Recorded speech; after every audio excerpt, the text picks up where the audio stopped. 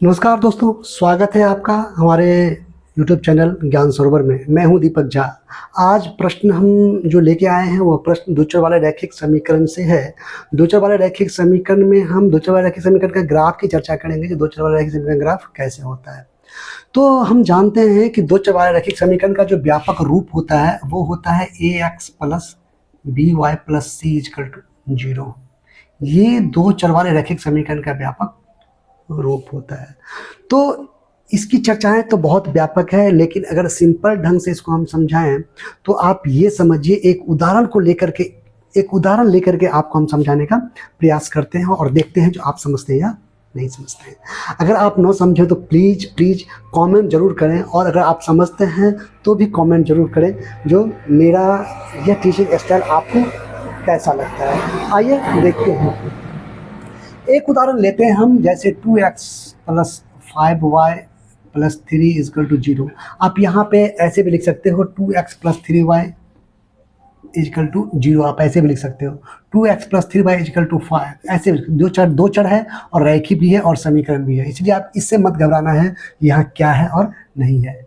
क्योंकि व्यापक रूप हमने पहले लिख दिया है, इसीलिए इसको हम ऐसे भी लिख सकते हैं 2x प्लस 5y माइनस 10। कुछ भी आप लिख लो, कोई फर्क नहीं पड़ेगा, हमने ऐसा लिखा है। एक सिंपल, चूंकि एक सिंपल दिखाते हैं आपको, एक सिंपल सा उदाहरण लेके दिखाते हैं। वैसे ये भी एक सिंपल ही उदाहरण है, लेकिन एक सिंपल लेते हैं पहले। x plus y minus 5 is equal to 0।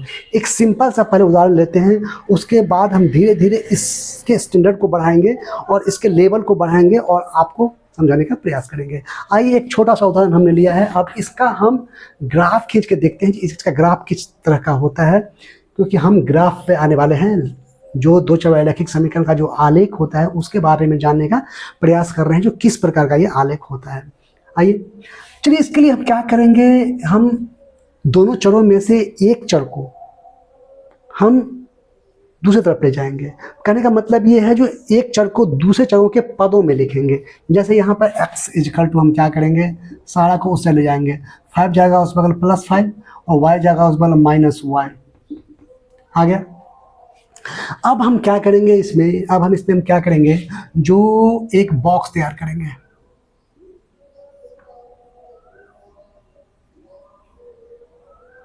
इसमें x का वैल्यू और इसमें y का वैल्यू लिखेंगे। अब इसमें हम यहाँ पर क्या कर सकते हैं, y का वैल्यू जैसे इसे हम लेंगे, x का वैल्यू हमको ऑटोमेटिक निकल जाएगा। मान लीजिए एक मिनट के लिए यहाँ पे y का वैल्यू हम 1 रखते हैं, या आप मन जो हो वो रख सकते हो, जरूरी नहीं आप जो मन हो कोई एक ही संख्या, कोई निर्धारित संख्या, ऐसा कोई बात नहीं है। आप यहाँ पे y का वैल्यू जैसे जनरेट रखोगे, x का वैल्यू अपने आप निकलेगा।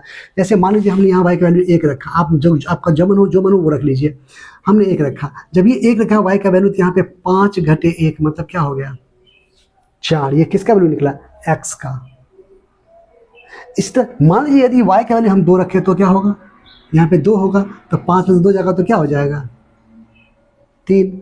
अगर मान लीजिए y का वैल्यू अगर हम 3 रखते तो क्या होता, तो 5 में से तब 3 घटता, तब यहाँ पे क्या हो जाता, 2।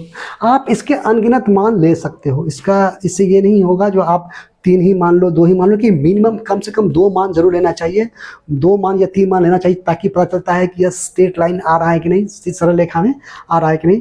इसको जानने के लिए कम से कम आपको 3 बिंदु लेने होंगे तो समझ में आएगा, नहीं तो आप 2 बिंदु भी ले लीजिए, काफ़ी है। अब इसका हम ग्राफ खींचते हैं।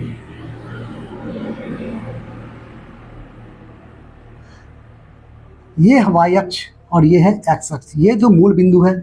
अब यहाँ पे समान दूरी पे हम ले लेते हैं,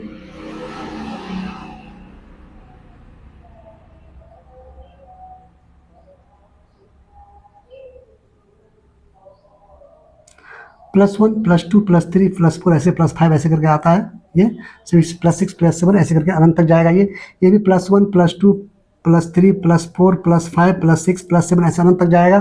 और ये सारा माइनस वाला है, -1 -2 -3 -4 -5 ऐसे करके, ये भी -1 -2 -3 -4 -5 ऐसे करके ये जाता है। लेकिन चूंकि माइनस वाला मान यहाँ पे है नहीं, इसलिए इस अक्ष का कोई हमको यहाँ पे कोई काम नहीं है।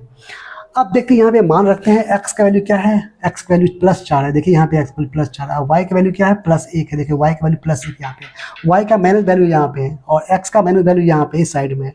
तो प्लस, चूंकि प्लस की बात हो रहा है तो x का +4 यहाँ पे है, y का +4 यहाँ पे है। अब दोनों के एक दूसरे अक्ष के समानांतर खींचेंगे। y का जो मान है ना, इसको x अक्ष के समानांतर और x का जो मान है इसके y अक्ष के समानांतर हम खींचते हैं। तो यहाँ पे देखिए एक कट दोनों आपस में क्रॉस कर रहा है। यहाँ पे एक बिंदु डाल देते हैं।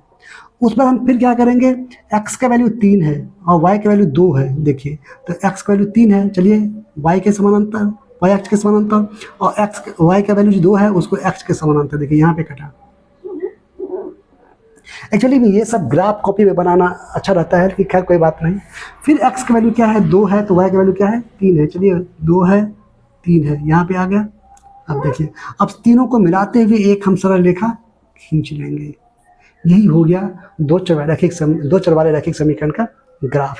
अब यहाँ पे हमको इससे हमने क्या हम सीख सकते हैं, क्या समझ सकते हैं।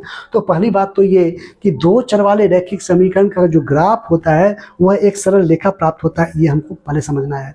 तो दो चर वाले रैखिक समीकरण का जो ग्राफ प्राप्त होता है वह हमेशा एक सरल रेखा में प्राप्त होता है। आगे इस पे बहुत सारी बातें हैं जिसकी चर्चा हम लोग आगे करेंगे। पहले यहाँ पर ये समझ लेते हैं, पहली बात, ये जो सरल रेखा है इसके जितनी भी बिंदुएं हैं, पहली बात तो ये जो दो चर वाले रैखिक समीकरण का जो आलेख होता है वो एक सरल रेखा में हमको प्राप्त होता है। ये तो जो हम अभी देख रहे हैं सरल रेखा में हमको प्राप्त हो गया है। दूसरी बात, हम यहाँ पे कितना भी मान ले लें उससे कुछ फर्क नहीं पड़ने वाला है, यह एक सरल रेखा ही प्राप्त होगा। और जितने भी इसके हल होंगे वो सरल रेखा के प्रत्येक बिंदु ही इसका हल है, ऐसा हम कह सकते हैं। जैसे यहाँ पे मान लीजिए ये बिंदु है, ये बिंदु भी इसका इस समीकरण का एक हल है, ये बिंदु भी इसका हल है, ये बिंदु भी इसका हल है, ये बिंदु भी इसका हल है, ये बिंदु भी इसका हल है, ये बिंदु भी इसका हल है। हम इसको अनंत तक ले जाएंगे ना, तो हर बिंदु इस सरल रेखा का जो भी कोई बिंदु है ना वो उसका हल है। अभी तो केवल 3 ही बिंदु की हमने चर्चा करा है ना, इसके लाइन पे तो अनगिनत बिंदुएं हैं और प्रत्येक बिंदु इसका हल है। तो आज हमने क्या देखा, जो दो चर वाले रैखिक समीकरण का जो ग्राफ होता है वह किस प्रकार का होता है और उसके अंदर के गुण क्या होते हैं उसके बारे में हमने सीखा। आगे हम फिर नए वीडियो के साथ आप लोगों के सामने फिर उपस्थित होंगे और व्यापक रूपों में और अच्छे से और कई उदाहरणों के साथ आपके सामने हम फिर उपस्थित होंगे। तब तक के लिए बाय। और जाते जरूर कहेंगे लाइक करें, शेयर करें और कमेंट्स करें। यदि अच्छा लगता है तो कमेंट जरूर करें, हमें खुशी होगी और हम और आगे और उत्साह के साथ आगे वीडियो बनाने का प्रयास करेंगे। तब तक के लिए बाय, धन्यवाद।